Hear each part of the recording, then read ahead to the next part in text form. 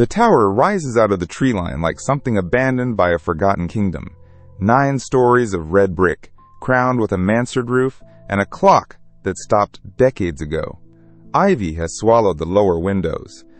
Pigeons nest in the cornices. Inside, the plaster peels in curls the size of dinner plates, and sunlight falls through broken glass onto floors that once gleamed with polish. Stand at its base and you feel the scale of it, a single building stretching a quarter of a mile from wing to wing, designed to hold hundreds of human beings. You would be forgiven for thinking a duke once lived here, or a railroad baron, or a deposed emperor. But no royalty ever climbed these stairs. This palace was built for the poorest and most broken people in America. It was built for the mad. Across the United States in the 19th century, states spent fortunes on structures like this one. They commissioned grand towers, sweeping facades, ornamental gardens, marble entryways, and ceilings 20 feet high. They planted orchards and dug ponds. They laid out carriage drives that curved through landscaped grounds designed by the same men who shaped Central Park. And every ornament, every window, every carefully angled hallway was justified by a single radical idea, that beauty itself could heal a diseased mind, that a person shattered by delusion or despair might be mended not by chains or beatings, but by light, air, order, and grace. It was one of the most ambitious experiments in the history of American compassion, and it failed so completely that today we bulldoze the evidence, or leave it to rot behind chain-link fences, or wander through it filming the ruins. How did a nation come to build cathedrals of mental health and then walk away from every one of them? To understand these empty palaces on their hills, we have to go back to the darkness they were built to end. Because before America dreamed of curing madness with architecture, it had spent centuries doing something far crueler. And what came before the cure was a horror hidden in cellars and cages.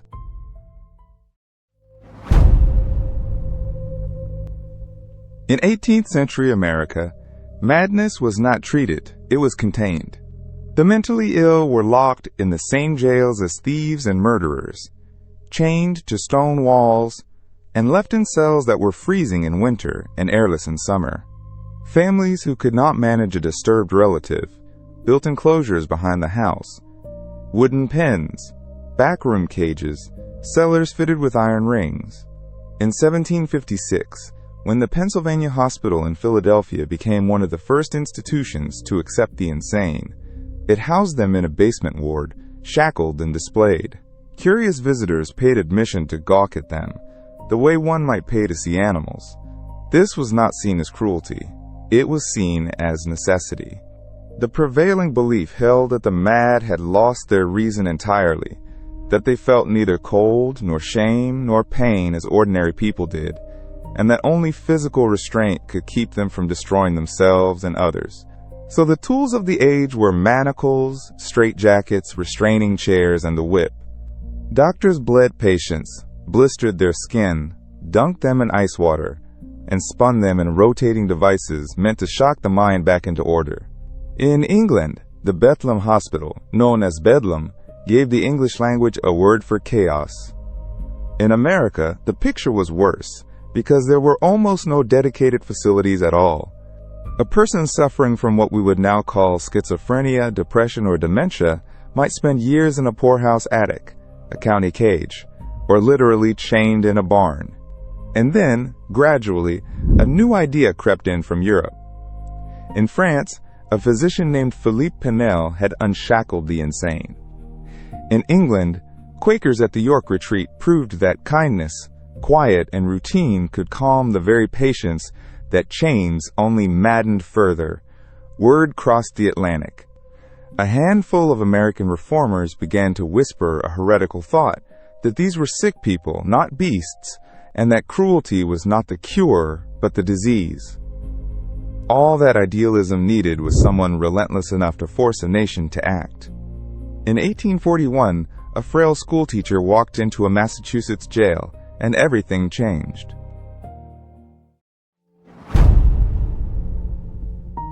Her name was Dorothea Dix, and in 1841 she was a 39-year-old former schoolteacher in fragile health, prone to exhaustion and lung trouble.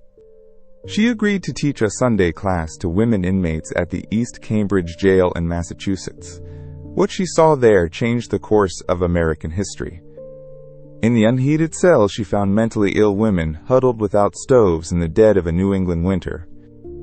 When she demanded heat, the jailer told her the insane could not feel the cold. Dix did not accept it. Instead, she spent the next 18 months traveling across Massachusetts, quietly and methodically inspecting every jail, almshouse, and cage she could reach. She filled notebooks with what she witnessed. In 1843, she presented her findings to the state legislature in a document called a memorial. Its language was merciless. She described human beings kept in cages, closets, cellars, stalls, and pens, chained, naked, beaten with rods, and lashed into obedience. She named towns and counties. She refused to look away, and she refused to let lawmakers look away either. The memorial detonated. Massachusetts expanded its state hospital, and Dix, having proven the method worked, took her crusade to state after state: New York, Pennsylvania, New Jersey, North Carolina, Illinois. She traveled tens of thousands of miles by stagecoach, train, and steamboat, lobbying legislatures with the same devastating evidence. In her lifetime, she is credited with founding or expanding more than 30 institutions for the mentally ill. Her argument was simple and irresistible. The insane were curable, but only if the state took responsibility and built proper places to heal them. Not jails, not cages, hospitals, real ones, funded by government, staffed by physicians, designed for treatment. Lawmakers, shamed and persuaded, opened their treasuries. Millions of dollars were appropriated. Land was purchased on hillsides, outside growing cities. The age of the great asylum had begun, and it would be built on Dix's conviction that environment itself could restore a broken mind. But conviction alone could not raise a building. Someone had to decide what a curative palace should actually look like. And one physician architect believed he had drawn the exact blueprint for sanity.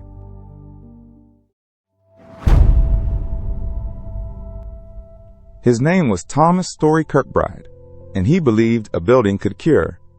Born in 1809 to a Quaker family in Pennsylvania, Kirkbride became superintendent of the Pennsylvania Hospital for the Insane and devoted his life to a philosophy called moral treatment. Its premise was that madness was not permanent, not shameful, and not best addressed with chains. Patients could recover through kindness, structure, meaningful work, and above all, exposure to a beautiful and orderly environment. And Kirkbride went further than anyone before him. He argued that the architecture of the hospital was not a container for treatment. It was the treatment. In 1854, he published his ideas as a formal doctrine, and they spread across the nation as the Kirkbride Plan. The design was unmistakable. A central administrative building, often topped with a grand dome or tower, anchored the structure. From it extended long wings on either side, but never in a straight line. Kirkbride insisted the wings be staggered, set back in echelon like a shallow V, so that every ward received direct sunlight and cross-ventilation.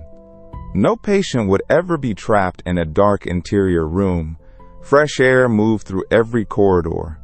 The most agitated patients were housed in the wings farthest from the center.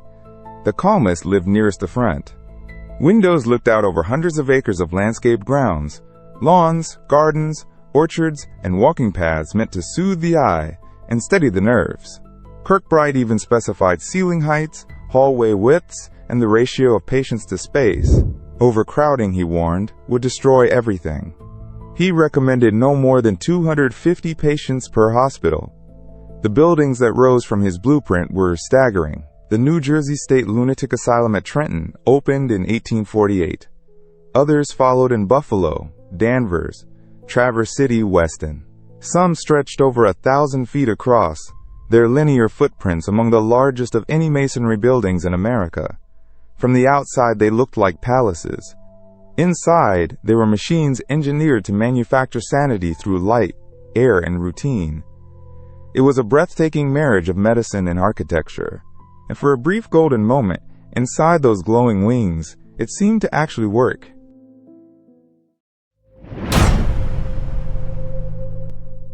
At dawn, the bell rang across the campus, and the great palace stirred to life. In its golden decades, a Kirkbride hospital was designed to function as a self-contained world, a healing village where every hour had a purpose. Patients rose early, washed, and gathered for a hot breakfast in bright dining halls. Then came the heart of moral treatment, work. Not punishment, but therapy.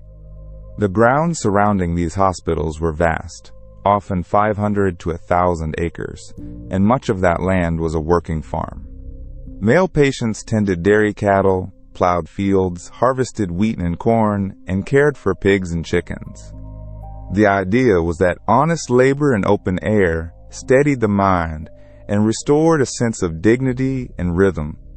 Women worked in the sewing rooms, the laundry, the kitchens, and the gardens, producing clothing and preserving food. These institutions grew much of what they ate. Some generated their own heat and water. They were engineered to be nearly self-sufficient. But the cure was more than labor. Kirkbride's philosophy demanded gentleness and stimulation for the mind. So the hospitals held libraries stocked with books, and reading rooms where patients could sit in quiet. There were music evenings, lectures, magic lantern shows, and dances held in ornate assembly halls beneath high ceilings. Patients strolled the curving carriage paths through gardens planted with flowering trees. They played cards, painted, and gathered in parlors furnished like a comfortable home rather than a ward. Physicians made daily rounds, knew patients by name, and kept detailed case notes. The environment itself, the light through tall windows, the polished floors, the view of green fields, was believed to work continuously on the psyche, calming agitation, and coaxing reason back. And for a time, the results seemed to justify the enormous cost. Superintendents reported recovery rates that would astonish modern doctors, some claiming 40, 50, even 70% of recent cases discharged as cured. The palaces on the hills appeared to be delivering exactly what Dorothea Dix and Thomas Kirkbride had promised. But those glowing numbers rested on a fragile foundation. Small populations, careful selection, and the strict limit of 250 patients. That limit was about to shatter. And when the walls began to fill, the dream would curdle into nightmare.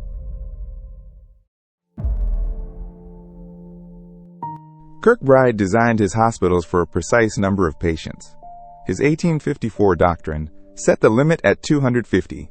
Beyond that figure, he warned, the machinery of moral treatment would seize and fail. Within a generation, that number became a bitter joke. By 1880, institutions built for 250 held 500, then 700, then over 1,000 souls. The staggered wings, meant to bathe each patient in light and air, were crammed with iron beds pushed frame to frame. Hallways became dormitories. Attics and basements filled with the overflow. Consider New York's Willard Asylum or Pennsylvania's own vast campuses, where populations swelled past 2,000 and 3,000 by the early 20th century. The reformers had promised individual attention. Now, a single attendant might oversee 80 patients at once. Farms that once offered therapeutic labor became grinding necessity. Work to feed mouths the state would not fund. Legislatures that had eagerly built these palaces in the 1850s balked at paying to run them in the 1890s. Budgets froze while admissions climbed. The categories of the committed expanded relentlessly. The senile, the epileptic, the alcoholic, the immigrant poor, the merely inconvenient. Unmarried mothers were sent here. Men whose families wanted their property were sent here. Once admitted, few left. Discharge rates that reformers hoped would reach 70% collapsed toward single digits. The beautiful buildings, engineered to cure, became machines for storage. Plaster cracked. Heating systems failed in winter. The elaborate ventilation towers, symbols of healing air, now vented the stench of overcrowded wards. Photographs from these decades show rows of vacant faces, patients restrained, floors slick with neglect. The word for the new reality was warehousing. The moral treatment that Dix and Kirkbride had fought for did not so much end as suffocate under sheer numbers. Superintendents who had once been physicians of the mind became wardens of the forgotten. The palace on the hill still stood, its towers grand against the sky. But inside, the dream had curdled into containment. And into this desperate, crowded silence, medicine would soon arrive with new tools, new promises, and instruments that could reach directly into the human brain.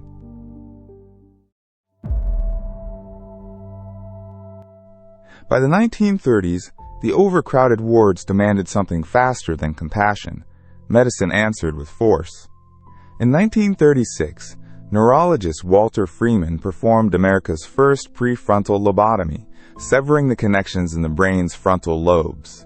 He soon refined it into the transorbital method, driving an ice pick-like instrument through the eye socket with a small hammer. It took 10 minutes. Freeman traveled the country in his personal van, which the press dubbed the lobotomobile, performing thousands of procedures, sometimes a dozen a day. He operated on roughly 500 patients across his career. Some grew calm. Many were left blunted, childlike, emptied. Alongside the knife came the current. Insulin shock therapy plunged patients into comas. Metrazole convulsions snapped bones with their violence. Electroconvulsive therapy, introduced in 1938, sent electricity through the skull to induce seizures. These were the crude tools of desperate institutions, applied to populations that had grown past 3,000 in the largest hospitals. They controlled behavior. They rarely cured. Then, in 1954, everything changed. A drug called chlorpromazine, marketed in America as Thorazine, arrived on the wards. It quieted psychosis, without surgery, without seizures. Agitated patients grew manageable. Voices that had screamed for decades fell silent. By 1955, tens of thousands were taking it. Within a few years, the number reached millions. Thorazine did not restore the mind, but it made the mind portable. A patient stabilized on medication no longer needed a 1,000-acre campus, a farm, a workshop, or Kirkbride's therapeutic corridors of light. The chemical had done what architecture never could. It made containment optional. State budget officers took notice immediately. Why maintain crumbling palaces costing millions when a daily pill promised to send patients home? The very buildings that Dorothea Dix had begged legislatures to fund now looked like expensive relics of a vanished philosophy. The peak came in 1955 to 558,000 Americans lived in state psychiatric hospitals, the highest number in history. It would never rise again. The needle and the pill had rewritten the rules. And as the medication spread through the wards, a new political idea began to form, that the great palaces should not merely be reformed, but emptied entirely.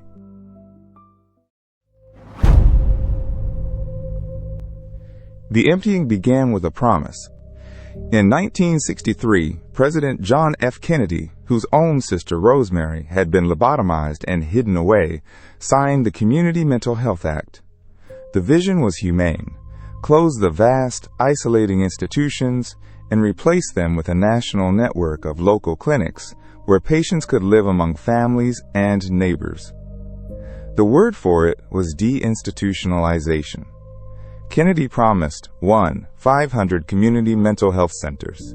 Fewer than half were ever built. The population fell like a demolished wall.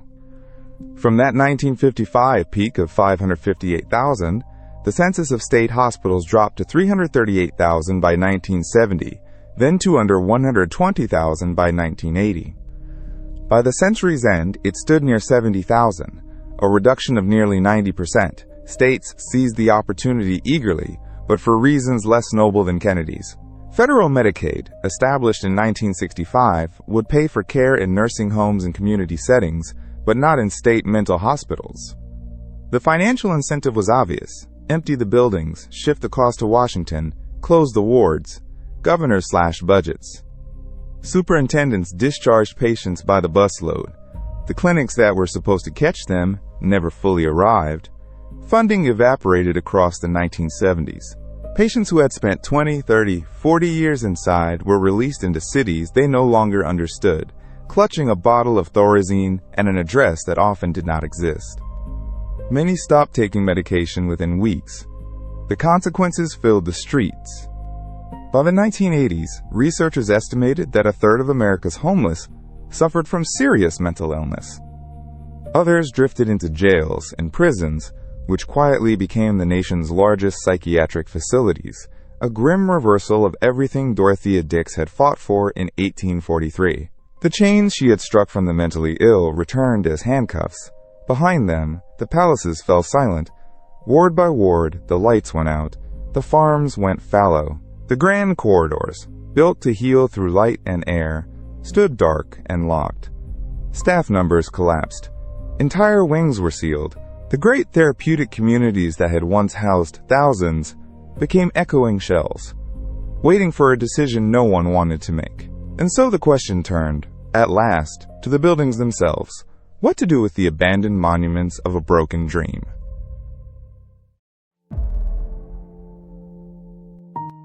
What remains today is a landscape of magnificent ruin. Across America, hundreds of Kirkbride buildings once stood. Fewer than 70 survive, and most of those are threatened. The fate of each palace tells the story of a nation's ambivalence. Some were demolished outright. The Danvers State Hospital in Massachusetts, a towering brick fortress that inspired horror fiction, was largely torn down in 2006 to build apartments. Though developers preserved the facade, a hollow mask over new construction. The Milledgeville Asylum in Georgia, once the largest in the world with over 12,000 patients, left behind a cemetery of 25,000 unmarked graves, the dead numbered rather than named. Others simply rot. Roofs collapse, trees push through floors, and urban explorers photograph the peeling wards where thousands once lived and died. A few have been reborn. The Traverse City State Hospital in Michigan became shops, restaurants, and residences. The village at Grand Traverse Commons, proof that the buildings could serve life again. The Buffalo State Asylum, designed by H. Richardson, reopened part of its structure as a hotel in 2017, but these are the fortunate exceptions. For every restored tower, a dozen crumble behind chain-link fences, too expensive to save, too haunting to forget. Stand before one of these facades, and the paradox returns. These were not prisons conceived in cruelty. They were cathedrals of good intention, raised by reformers who believed beauty itself could mend a broken mind. Dorothea Dix walked into freezing cellars and demanded something better. Thomas Kirkbride drew corridors of light. A nation, for one remarkable moment, agreed that the most vulnerable among us deserved palaces. Then the money ran short. The wards overflowed. The pills arrived, the doors opened, and the promise of community care was never kept. The buildings did not fail us. We failed the buildings and the people inside them. The towers still rise against the sky, grand, decaying, accusing, monuments to an idealism America could not sustain. They ask a question we have never fully answered. What do we owe the suffering mind? We built palaces, then abandoned compassion.